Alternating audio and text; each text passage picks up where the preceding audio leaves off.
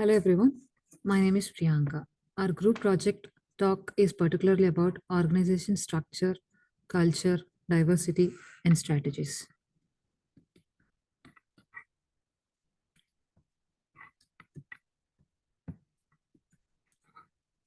The organizational culture of any company, which might vary throughout its several departments, divisions, sections, etc., is largely responsible for its capacity to prosper. The truth is that an organization culture is influenced by its leadership because it gives workers the freedom and authority to follow the mission of the company and achieve its objectives by making the best use of its resources. Leadership is the cornerstone of the culture. As a result, it is responsibility of the leaders to preserve the company's values and provide an example of appropriate behavior. Ideal work environment is the one where peer team members have a great sense of humor and adhere to work ethics. The work environment should be supportive, collaborative, and inclusive. A cheerful environment at work will give employees accomplishment of satisfaction. Eventually, commitments are valued and the voice is heard of an individual that resembles to be an ideal workspace. Our project compares and examines two different leadership philosophies, analyzing the benefits and drawbacks of each approach, as well as how it affects the employee's performance both directly and indirectly. For our project, we selected Tata Group and Reliance Limited as two organizations.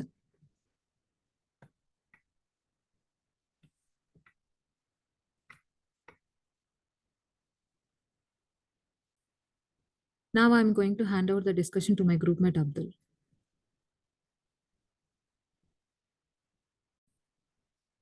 Hi, my name is Mohammad Abdul Khudus. Now I'm gonna take over the discussion. So I'm gonna talk about a sweet, simple, and brief example so that you can get an idea about organization promotion in diversity in the workplaces. So the first example I have selected is Reliance Industries, whose managing director and chairman is Mohammad Mukesh Ambani. The success of the company is widely organized globally, and the reputation of the company is also recognized globally. And yeah, the Ambani Mukesh Ambani is known for his leadership. Mukesh Ambani once had a distinctive style of leadership.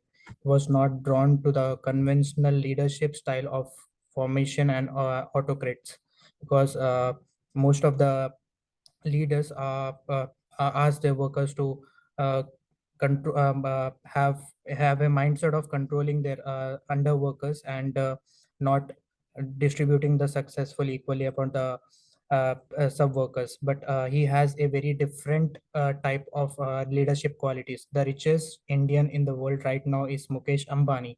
He said, you see, search papers and book, write all the things in there. Make sure there is no disconnection between your vision and the writing in the books, or between what is making sure that there is no disconnection between your vision.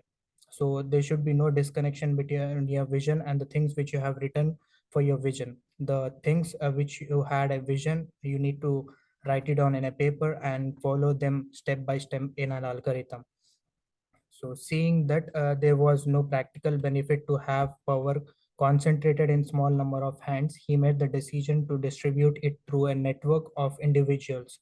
So he started creating sub leaders under these sub workers. So that's how he internationally expanded his empire all around the world. So he formed partnership with great businesses such as 5 million partnership with DuPont. DuPont provided young professional with training and opportunities for learning. As a result of this offer, his staff was flexible and excel among the finest in the business. Although this kind of strategy was rather novel in the Indian industries, because we do not follow these kind of strategies in India. But Mukesh Ambani discovered this strategy in India, and he made successful organizations. He soon concluded that he expanded Reliance polyester capacity, and with the assistance of 300 top executives and the business, and the business expanded gradually and achieves a uh, uh, global record of producing 1 million tons of polyester. So at the end, he concentrated on four things which are always consider four things which are always considered out of the box ideas: executing the task in the distant manner, giving people the ability to become extraordinary, putting money into the quality is like putting money into the future. These are the four things which are consistently practiced by Mukesh Ambani. That's what make him unique. And because of these things, his goal for the company is to become a globally competitive enterprise driven by the market, creating and maintaining a lead over competing through quality product. He does not concentrate on quality. He does concentrate on quality, but not on quantity. So even though you have the sub workers in the company, which are very few, you need to enhance their skills so that they have a good quality and bring up the organization. So that's all for me. So now I'm gonna hand over the discussion to one of my group mate. So yeah, he'll be continuing the discussion there. Thank you so much. So hi, I'm Mukleshwar, and I'm gonna take over the discussion from here. So as my friend already discussed about the diversity in the what do you call the Reliance Industries, which is run by Mukesh Ambani. Now I'm gonna talk about the diversity in the other company called Tata Group, which is owned by Ratan Tata. Okay, so India is a country where corruption is more occurrence. So he is highly regarded in India for his exceptional ability to blend economic acumen with unwavering ethical behavior. And Ratan Tata has maintained his humility throughout it all. One leader that uses a more democratic style of leadership is Ratan Tata. Nevertheless, he also employed two different styles on priority occasions. So, because he constantly pushes group leadership to foster effective communication and participation, he is more democratic. Like crucial quality for a leader is a capacity to uplift and encourage people, which Ratan Tata possesses. In order for oneself and others to work together to bring change, social innovation, and advancement, a great leader must inspire, motivate, and ignite a drive in others. This is not um, this is not same as a checking all the boxes. Regarding the Tata Group's financial success, its international acquisitions, and the Ratan Tata's involvement in them, plenty has been written and made public. In addition to being regarded as a prosperous businessman, Ratan Tata is seen as a perfect example of responsible, authentic, and integral leadership. That is, leadership that combines inner principles with outward deeds. One prominent advocate of the triple bottom line is Ratan Tata, who contends that business ought to develop three distinct and distinct bottom lines. So first, there is a conventional gauge of business profitability, which is a P&L and accounts bottom line. And the second is a people account bottom line of a business, which is a gauge of how the company interacts and contributes to the internal and the external user base. The third represents the company's planet account bottom line, which indicates how socially and ecologically conscious the business has been. Most leadership theories found in many leadership books and programs centers on three external characteristics of leaders, namely, the leader should have a compelling vision, and he should also unite all relevant parties behind it. And nevertheless, excellence in execution. So Ratan Tata accomplished all three of the tasks, but his unique and exceptional traits stem from what I refer to as being part of leadership. Ratan Tata and his team had a larger goal in mind when they launched the Tata Nano, which is a car, and it has created many jobs in fostering national development while maximizing operational effectiveness and profitability. At the Tata Group, we are committed to improving the quality of the life of communities we serve, reads the company's mission statement. So that's how Ratan Tata's development has been, and how that's how he has been developed in many ways. Right? So now my other teammate is gonna take over and is gonna conclude the presentation.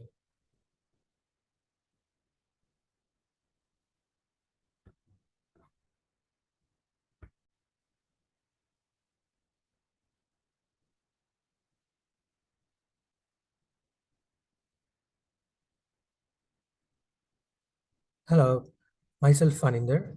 Now I'd like to discuss on strategy management, how strategy management is going to be used in two different companies as we discussed before, Reliance as well as the Tata Group.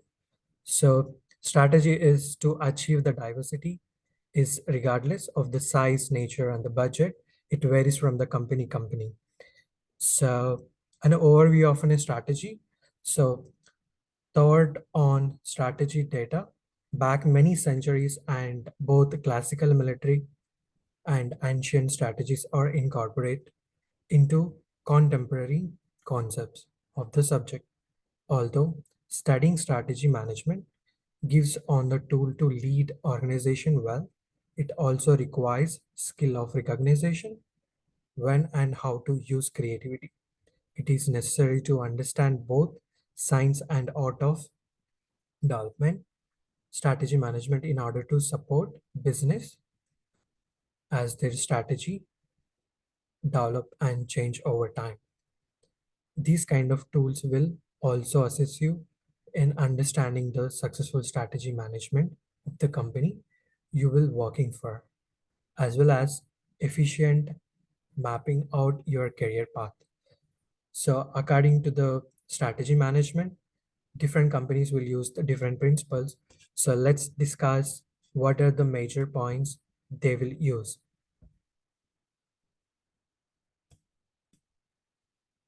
So mainly the company will focus on mission and the vision. So mission, a statement defines the organization purpose and the reason for the existence. And the vision, a forward-looking statement that outline the organization aspirants and the long-term goals. And also they mainly focus on the goals, bold overarching aims that organization strives to achieve, objectives, specific measurable outcomes that contribute the accumulation of the goals. Now, next move to the another slide.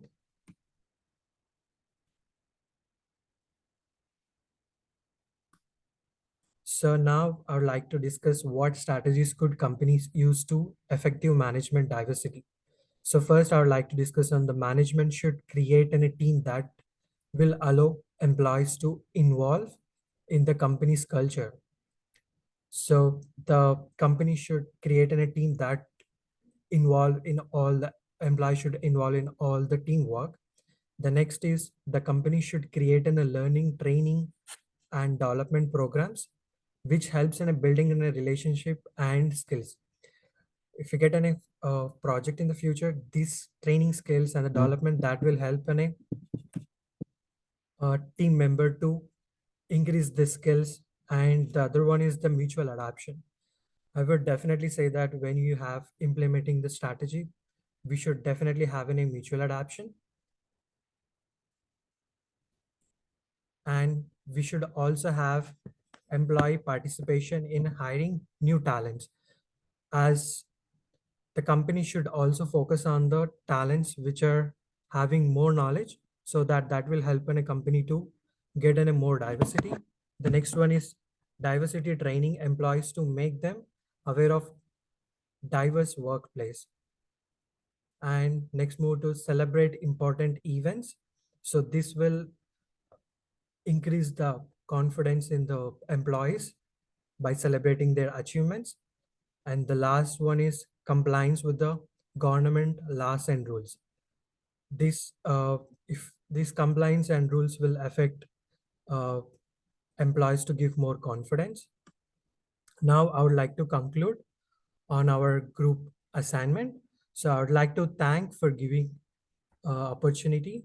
We would like to conclude as analysis on the organization structure, culture, diversity, and the strategies of Reliance Industries Limited and Tata Group as below. Every organization to functional methodology, it must have a structure. Any organization can use organization structure as long as they match the maturity and nature of the organization. The corporate culture plays a critical role or crucial role in any company ability to succeed. Organization that place a high value on culture and activity manage it can foster a productive work environment that foster innovation, draws and keeps top people, and helps STEM stand out from the compliance. And thank you for giving an opportunity to discuss on this project. We all thank you once again